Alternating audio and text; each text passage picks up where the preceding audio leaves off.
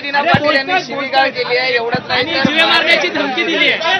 बोला बोला बोला बोला सर बोला बोला हे बोला बोला. गेल्या 3-4 दिवसापासून आपल्या माध्यमातून संजय दिना पाटील आणि संजय राऊत बद्दल जे वाकयुद्ध चालू आहे, कोणी बॉम्ब निवडून देण्याची धमकी देतंय, कोणी स्टेन गन घेऊन फोटो काढून दाखवतोय, या अशा प्रकारच्या ज्या घटना आपल्या माध्यमातून आम्हाला पाहायला मिळतात, याचं समर्थन कोणीही करणार नाही. लोकशाही थोडं मागे, लोकशाही थोडं. संजय दिना पाटलांना बद्दलचं जे अपशब्द संजय राऊतने वापरले होते, कदाचित भावनेच्या भरामध्ये संजय दिना पाटलांनी त्याचं ते प्रत्युत्तर देण्याचा प्रयत्न केला. कोणीही कुणाला धमकी देताना असे उघडपणे धमकी देत नसतं किंवा उघडपणे बोलतही नसतं, परंतु त्यांच्या भावनेचा उद्रेक झाल्यामुळे कदाचित त्यांच्या तोंडातून ते वाक्य निघालं असावं.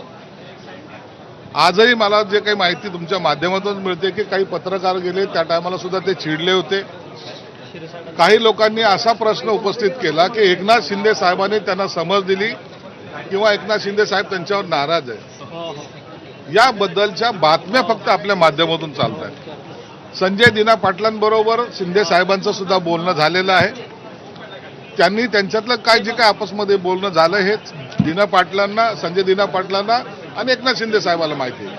परंतु महाराष्ट्रामध्ये राजकारणाची जी काही उंची आहे, जे काही संस्कार आहेत, त्याच्या व्यतिरिक्त असं पद्धतीचे जे काय वार झाल्यासारखं तिकडची एक गँग आणि इकडची एक गँग असा जो काय प्रकार दिसायला येतोय, मला वाटतं हे चुकीचं आहे.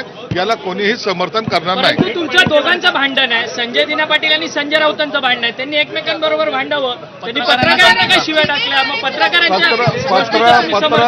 पत्रकारांना जर त्यांनी असं काही वेडवाकडं बोललं असेल तर मी त्यांच्यातर्फे माफी मागतो.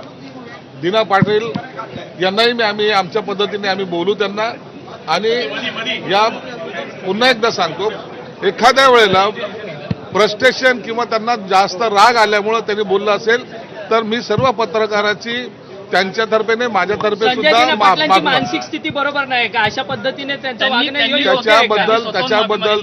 त्याच्याबद्दलचं आम्ही त्यांना निश्चित बोलू. त्यांना काय आणखीन अशा पद्धतीने त्यांनी बोलू नये असं सुद्धा त्यांना विनंती करू. परंतु आजचा जो झालेला प्रकार मी पुन्हा सांगतो की असं जर तुमच्याबद्दल जर वेळवाकडं बोललं गेलं असेल तर मी त्याच्याबद्दल तुमची दिलगिरी व्यक्त करतो. पण ही लोकशाहीची खरं भाषा आहे का? कारण ज्या प्रकारे लोकशाहीमध्ये अशी भाषा करायचीच नसते आणि करू पण नाही, कोणी का असा. परंतु आता एक जण जर काय ते पिस्टल कुठं हे करू ते करू असं जर बोलत असेल आणि त्याला शिव्या देत असेल तर अखेरला स्वाभिमान म्हणून त्यांनी त्याला प्रत्युत्तर दिलं, परंतु इथे योग्य नव्हतं.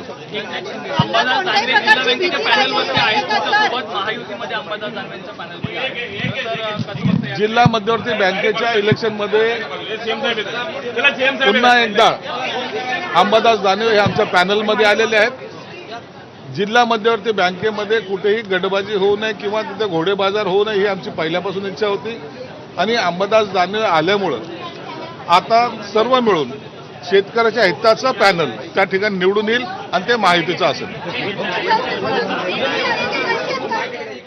तर संजय दिना पाटलांच्या वक्तव्यावर मी माफी